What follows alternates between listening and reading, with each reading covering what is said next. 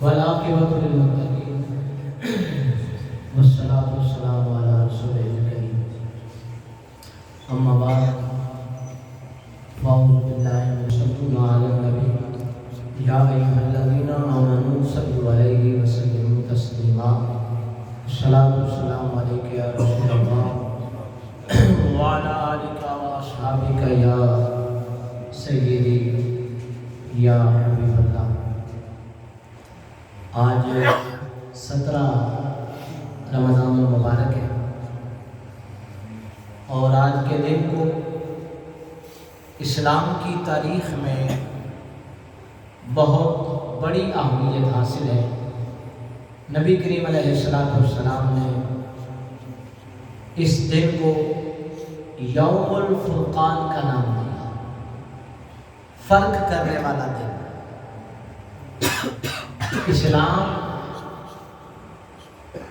کی بنیاد اس دن رکھی گئی۔ نبی رحمت صلی اللہ علیہ وآلہ وسلم آپ کو ابھی مکہ سے ہجرت کر کے مدینہ طیبہ گئے ہوئے تقریباً 2 سال کا عرصہ گزرا تھا جب یہ حق و باطل کا معرکہ رونما ہوا۔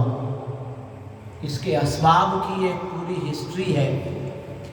وقت کے دامن میں اتنی وسعت نہیں کہ اس عنوان کو کھولا جائے، اس پر گفتگو کی جائے۔ مکہ سے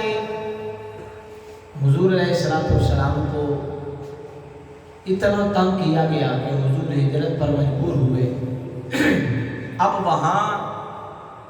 اسلام بڑی تیزی کے ساتھ پھیل رہا ہے اور یہ بات کفار کو ہضم نہیں ہو رہی کہ بغیر کسی روک ٹوک کے وہاں لوگ جوک در جوک جو ہے وہ مسلمان ہو رہے ہیں۔ ابو سفیان کا جو لشکر تھا، قافلہ تھا تجارت کا، جو ملک شام سے آ رہا تھا، تو انہیں یہ خطرہ لاحق ہوا کہ وہ مدینے کے قریب سے گزرے گا تو کہیں مسلمان اس قافلے کو لوٹ نہ لیں۔ تو اس نے بر بنائے احتیاط پیغام بھیجا کہ مدد کے لیے پہنچو۔ اب ادھر سے پہلے ہی فضا گرم تھی مسلمانوں کے خلاف، تو ابو جہل ایک بڑا لشکر لے کر وہاں سے روانہ ہوا۔ راستے میں ہی تھا کہ اسے پتہ چل گیا کہ ابو سفیان کا جو تجارتی قافلہ آ رہا ہے وہ بخیر و عافیت مدینے کے علاقے سے باہر نکل ہے۔ تو اس نے پیغام بھیجا کہ میں بخیر و عافیت اس وادی سے باہر آ چکا ہوں، تو اب آپ واپس چلے جائیں۔ لیکن ابو جہل نے کہا کہ نہیں، اب ہم اسلام کا خاتمہ کر کے ہی جائیں گے۔ اس وقت تقریباً 313 صحابہ تھے جو بدری صحابہ کہلاتے ہیں، اور ان کی فضیلت اتنی نبی کریم علیہ السلام نے بیان کی کہ بعد کے زمانے میں بدری صحابہ جو بدر کے میدان میں شریک تھے، ان کے نام کے ساتھ بدری لگایا جاتا تھا کہ یہ عام آدمی نہیں، یہ بدری صحابی ہے۔ بلکہ بہت سارے علماء کرام نے یہ وظیفہ لکھا ہے کہ اگر زندگی میں کسی کا کوئی کام رکا ہوا ہو، کام نہ ہو رہا ہو، تو وہ اصحاب بدر جو ہیں 313، ان کے نام کا وظیفہ کرے، ان کے نام کا وظیفہ کر کے اللہ سے مانگے تو اللہ رب العزت ان صحابہ کے نام لینے کی وجہ سے اس کی مراد پوری کرے گا جو بدر کے میدان میں حضور کے ساتھ شریک تھے۔ اب ایک طرف 1000 کا لشکر ہے اور ایک طرف صرف 313 لوگ ہیں۔ بدر ایک مدینے سے باہر وادی ہے، جو لوگ وہاں گئے ہیں اللہ رب العزت نے انہیں موقع نصیب کیا ہے تو انہوں نے دیکھا ہوگا، اور جو نہیں گئے اللہ رب العزت سب کو حرمین طیبین کی حاضری اور باادب زیارت نصیب فرمائے۔ بدر کے مقام پر اس میدان کے اندر وہ معرکہ رونما ہوا، اس کے واقعات کی تفصیلات بہت لمبی ہیں۔ جو ہمارے سمجھنے والی چند باتیں ہیں نبی کریم علیہ السلام جب تشریف لا رہے ہیں 313 لوگ ہیں، صرف 2 گھوڑے ہیں، 313 لوگوں کے پاس صرف 2 گھوڑے اور 70 اونٹ ہیں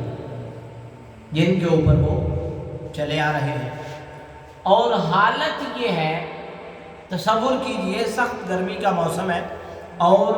عرب کی گرمی آپ جانتے ہیں، ہمارے پاکستان کی گرمی ناقابل برداشت ہے، وہ تو بے آب ہو گیا علاقہ ہے، ابھی تو پھر وہاں کچھ نہ کچھ ہریالی لگا دی گئی ہے، لیکن دور رسالت مآب صلی اللہ علیہ وسلم میں کوئی درخت وغیرہ وہاں موجود نہیں ہے سوائے طائف کی وادی کے۔ صرف 313 لوگ ٹکرانے کے لیے نکلے ہیں، کن لوگوں کے ساتھ؟ 1000 آدمی یا 950، اپنے سے 3 گنا بڑے لشکر کے ساتھ، اور ان کے پاس کسی کے پاس تلوار ہے اور کسی کے پاس تلوار ہی کوئی نہیں، کسی نے کوئی لکڑی کی چھڑی اٹھائی ہوئی ہے، اور وہ اسلحے کے ساتھ مکمل لیس ہے، سواریاں ان کے پاس ہیں۔ اور یہاں حالت یہ ہے کہ وہ رات کے وقت پورا اونٹ ذبح کرتے ہیں اور اونٹوں کے تکے بنا کے کھا جاتے ہیں، اور ادھر حالت یہ ہے کہ رمضان المبارک ہے اور ایک کھجور، اگر آپ اس کے واقعات پڑھیں نا رونگٹے کھڑے ہو جاتے ہیں۔ اسلام، ہم نے تو اسلام پھلا پھولا دیکھا، ہم تو نماز پڑھتے ہیں قالینوں کے اوپر، پنکھوں کے نیچے، لائٹوں کے اندر، اور پھر بھی ہم کہتے ہیں اسلام پر چلنا مشکل ہے۔ اسلام پر چلنا ان لوگوں کے لیے مشکل تھا، اگر کسی کے پاس پہننے کے لیے تہمت تھا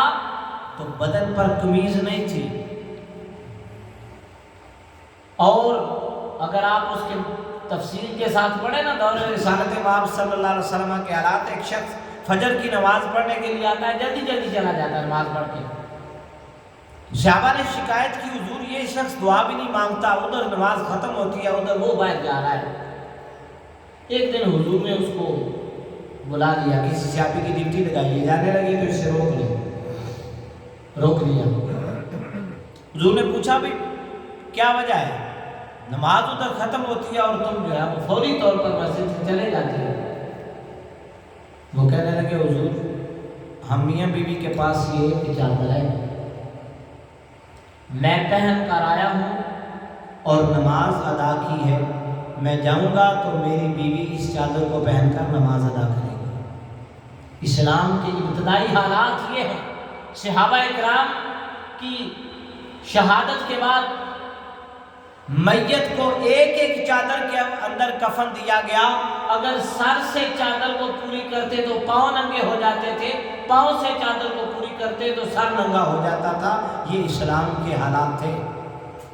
اور وہ لوگ اسلام پر خوش تھے۔ تو جب راستے کے اندر آ رہے ہیں اور روزے کی افطاری کا وقت ہوتا ہے، آپ تصور کر سکتے ہیں اس لمحے کو کہ سارا دن بھوک اور پیاس اور سفر کیا ہے۔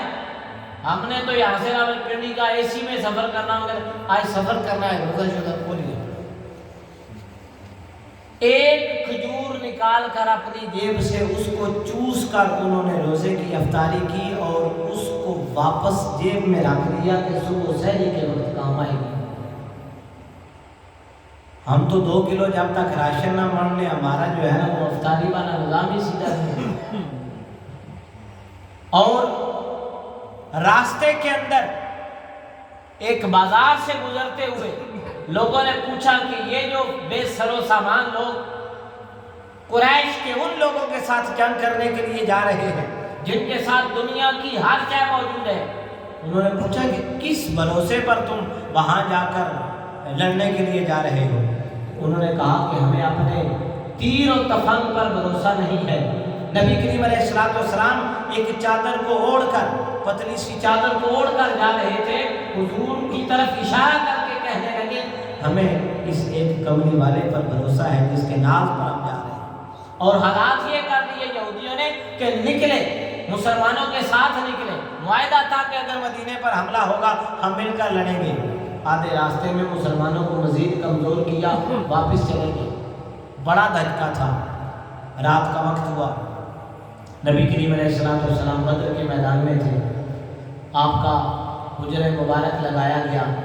حضرت صدیق اکبر رضی اللہ تعالیٰ عنہ کہتے ہیں کہ میں رات کے وقت حضور کی بارگاہ میں حاضر ہوا تو میں نے دیکھا کہ حضور سجدے میں ہیں اور گر گرا کر رو رہے ہیں اور رب کی بارگاہ میں عرض کر رہے ہیں کہ مالک یہ میری زندگی بھر کی کمائی ہے جو میں اٹھا کر بدر کے میدان میں تیرے پاس لے آیا ہوں۔ اگر آج تو نے قوم مسلم کی دل جوئی نہیں تو تانا دیں گے بت کے مسلم کا خدا کوئی نہیں۔ مالک یہ میری ساری زندگی کی کمائی ہے، اگر یہ لوگ ضائع ہو گئے قیامت تک روئے زمین پر تیرا نام لیوا کوئی نہیں رہے گا۔ کہتے ہیں کہ جب حضور علیہ السلام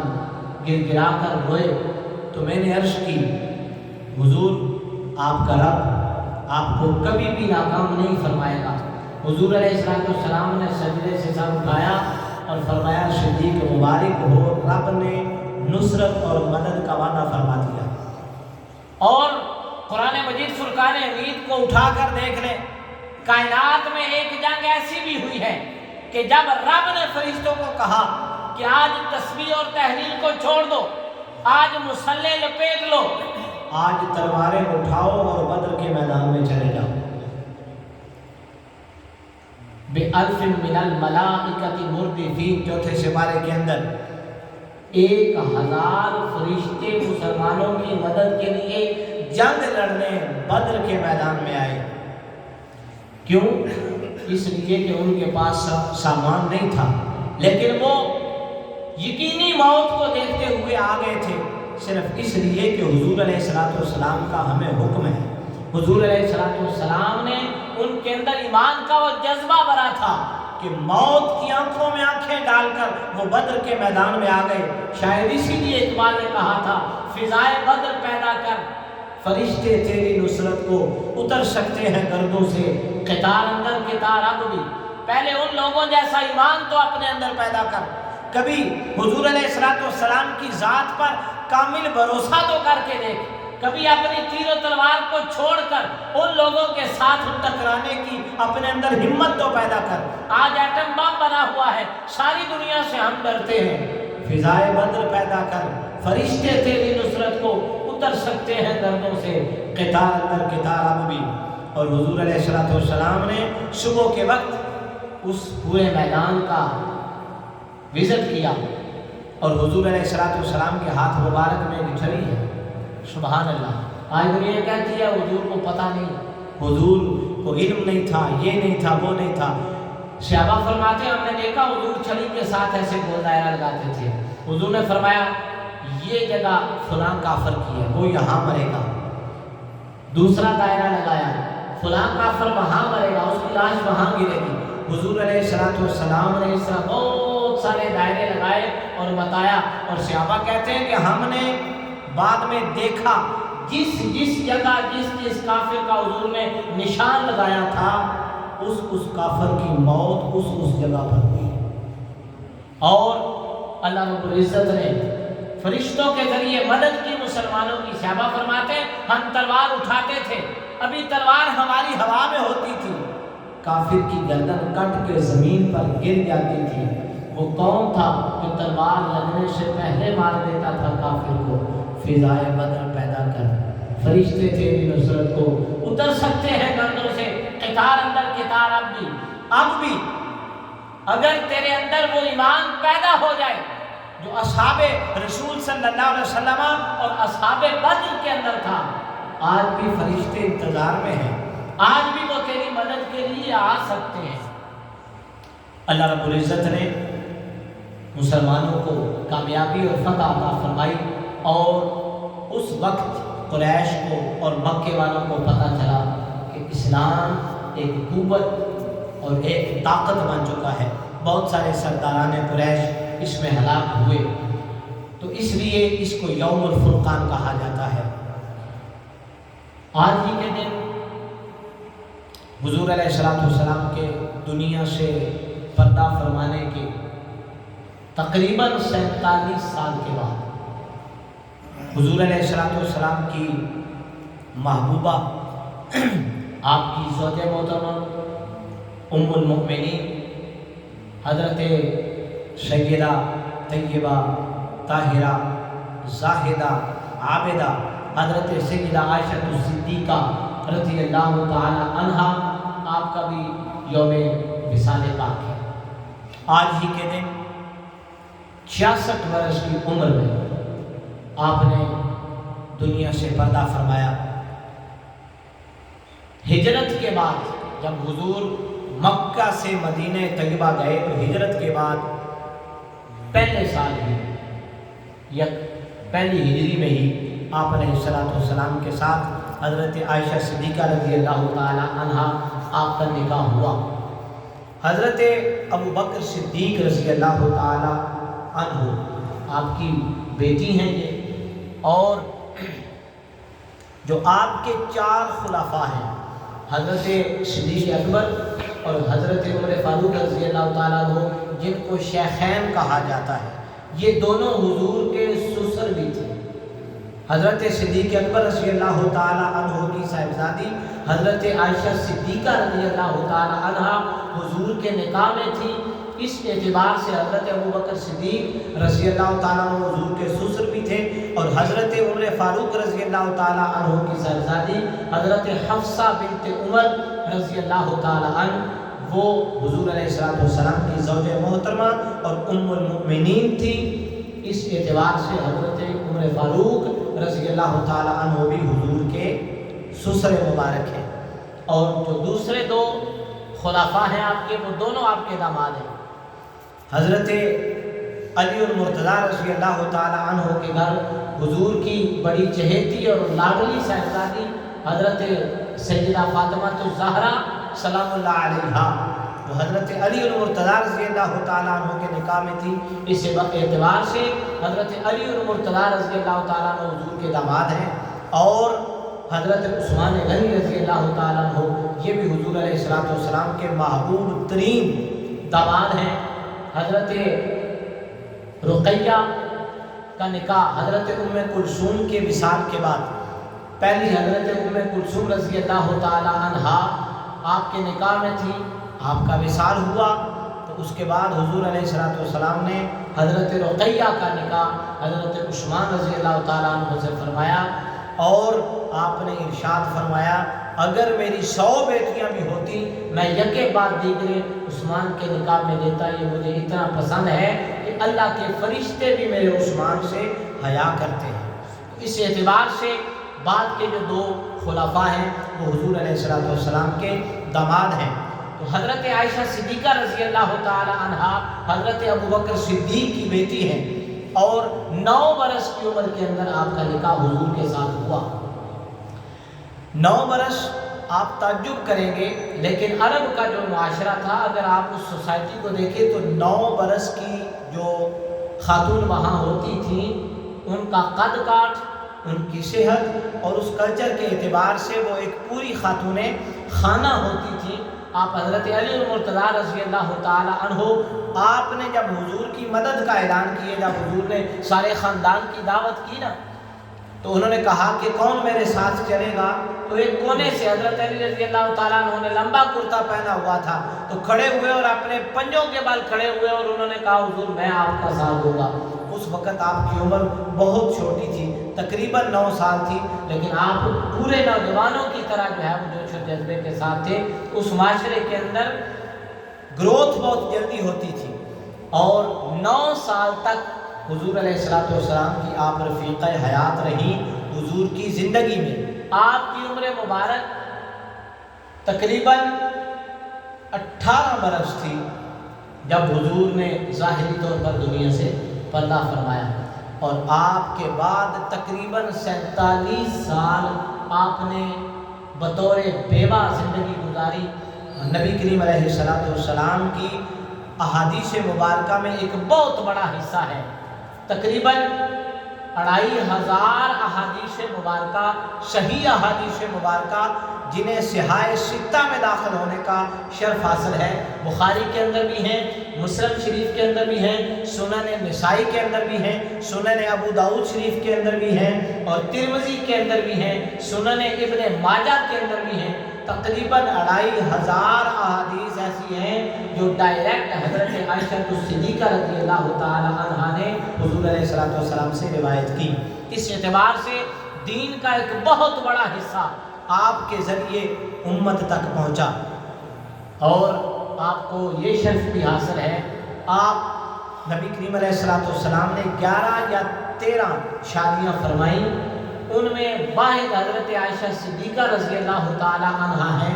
جو کنواری عورت تھی۔ حضور علیہ السلام نے یا طلاق یافتہ عورت سے شادی کی یا بیوہ عورت سے شادی کی۔ ہمارے یہاں طلاق والی عورت سے شادی کرنا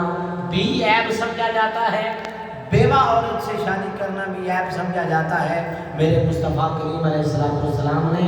معاشرے کی اس رسم کو اپنے عمل کے ذریعے توڑا، اور آپ نے بیوہ اور طلاق یافتہ عورتوں سے نکاح فرمائے، سوائے حضرت عائشہ صدیقہ رضی اللہ تعالی عنہا کی۔ آپ کی تمام ازواج یا طلاق یافتہ تھیں، بلکہ پہلی بیوی آپ کی پچھلے ہفتے ہم نے درس سنا تھا حضرت سیدہ خدیجہ الکبریٰ، وہ 2 مرتبہ بیوہ ہوئی تھی، اور تیسری جگہ آپ کا نکاح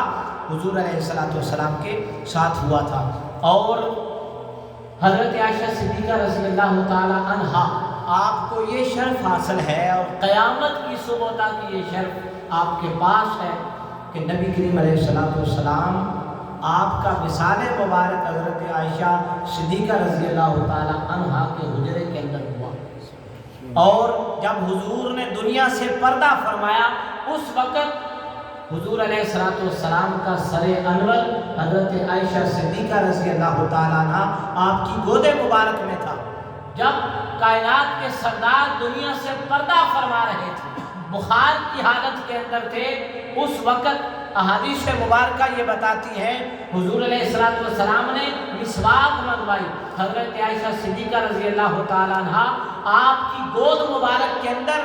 کائنات کے سردار کا سر مبارک ہے، اور حضرت عائشہ صدیقہ رضی اللہ تعالیٰ عنہ اپنے دانتوں سے چبا کر اس کو نرم کر کے مسواک نبی کریم علیہ السلام کے دانتوں کو لگاتی ہے۔ اور آپ کو یہ شرف حاصل ہے کہ کائنات کی دولت جب دنیا سے رخصت ہوتی ہے اس وقت ان کا سر مبارک حضرت عائشہ صدیقہ رضی اللہ تعالی عنہا آپ کی گود مبارک کے اندر ہے۔ حضرت عائشہ صدیقہ فرماتی ہیں کہ حضور کا وقت وصال آیا، میں نے دیکھا کہ حضور کے لب مبارک جنبش فرما رہے ہیں، حرکت کر رہے ہیں، میں نے اپنے کان نزدیک کیے کہ شاید کوئی حکم ارشاد فرمائے۔ آپ علیہ السلام آپ دنیا سے جا رہے تھے اور آپ کی لب مبارک کے اندر جنبش میں نے سنا حضور جاتے ہوئے دنیا سے یہ فرما رہے تھے، رب حبلی امتی، رب حبلی امتی، یا اللہ میری امت کو میرے حوالے کر، میری امت کو میرے حوالے کر۔ حضور علیہ السلام دنیا میں تشریف لائے، آپ کی لب مبارک کے اندر جنبش تھی وقت ولادت، اور اس وقت بھی آپ کی زبان پر تھا رب حبلی امتی۔ کائنات میں ایک لمحہ ایسا آیا کہ رب نے حضور علیہ السلام کو اپنا قرب خاص عطا فرمایا اور کہا کہ حضور آج آپ مانگیے کیا مانگتے ہیں۔ اس قرب خاص کے اندر حضور علیہ السلام نے اپنی امت کی خیر مانگی، رب حبلی امتی، اور حضرت سیدہ طیبہ طاہرہ عائشہ صدیقہ رضی اللہ تعالیٰ عنہا آپ فرماتی ہیں حضور دنیا سے پردہ فرما رہے ہیں، لیکن حضور کا دھیان اپنی گنہگار امت کی طرف ہے۔ نبی کریم علیہ السلام دنیا سے امتی امتی کہتے ہوئے رخصت ہوئے، امتی امتی لب پہ جاری رہا، امتی تیری قسمت پہ لاکھوں سلام۔ حضور دنیا سے گئے امت کو یاد کرتے کرتے، آج امتی کے پاس وقت نہیں، وہ 5 منٹ بیٹھ کر نبی نبی کہہ لے، نبی کریم علیہ السلام پر درود و سلام کے گجرے پیش کر لے۔ اور حضرت عائشہ صدیقہ رضی اللہ تعالی عنہا کو یہ شرف حاصل ہے کہ حضور آپ کے حجرے مبارک کے اندر دفن ہے، اور قیامت تک گنبد خضرا لوگوں کی نگاہوں کا محور اور مرکز ہے۔ آج سے 1400 سال پہلے سے اور جب تک قیامت قائم ہوتی गुंबद खजरा, कायनात का मरकज हजरत आयशा सिद्दीका रजी अल्लाह ताला अन्हा का हुजरा मुबारक है, और आपका ज़र्फ इतना बड़ा है, जब हजरत सिद्दीक अकबर का विसाल हुआ उसी हुजरे के अंदर दफन हुए। और जब हजरत उमर फारूक रजी अल्लाह ताला अन्हु आपका विसाल मुबारक हुआ तो आपने अपने बेटे के हाथ पैगाम भेजा कि जाओ माई साहिबा से दरियाफ्त करो, उनका हुजरा है, अगर उनकी तरफ से इजाज़त हुई तो मुझे दफन कर देना, वगरना जन्नतुल बकी में दफन कर देना। हजरत आयशा सिद्दीका रज़ी अल्लाह तआला अन्हा आपकी ये कुर्बानी कायनात सारी ज़िंदगी याद रखेगी। आपने अपनी कब्र की जगह हजरत उमर फारूक रज़ी अल्लाह तआला अन्हु को दी और ये फरमाया कि ये जगह मैंने अपने लिए रखी थी, उमर के अलावा कोई और होता तो शायद मैं इनकार कर देती, लेकिन उमर की इस्लाम के लिए खिदमत ऐसी है कि मैं अपनी कब्र की जगह उमर को देती हूँ। और इस तरह क़यामत तक के लिए हजरत उमर फारूक रज़ी अल्लाह तआला अन्हु रोज़ा रसूल के अंदर दफन हुए। अल्लाह रब्बुल इज़्ज़त हजरत आयशा सिद्दीका रज़ी अल्लाह तआला अन्हा आपकी तुरबत पुर अनवार पर अपनी करोड़हा रहमतों का नज़ूल फरमाए और असहाबे बद्र पर अपनी करोड़हा रहमतों का नज़ूल फरमाए। नबी करीम अलैहिस्सलाम जब तक बाक़ायदे हयात रहे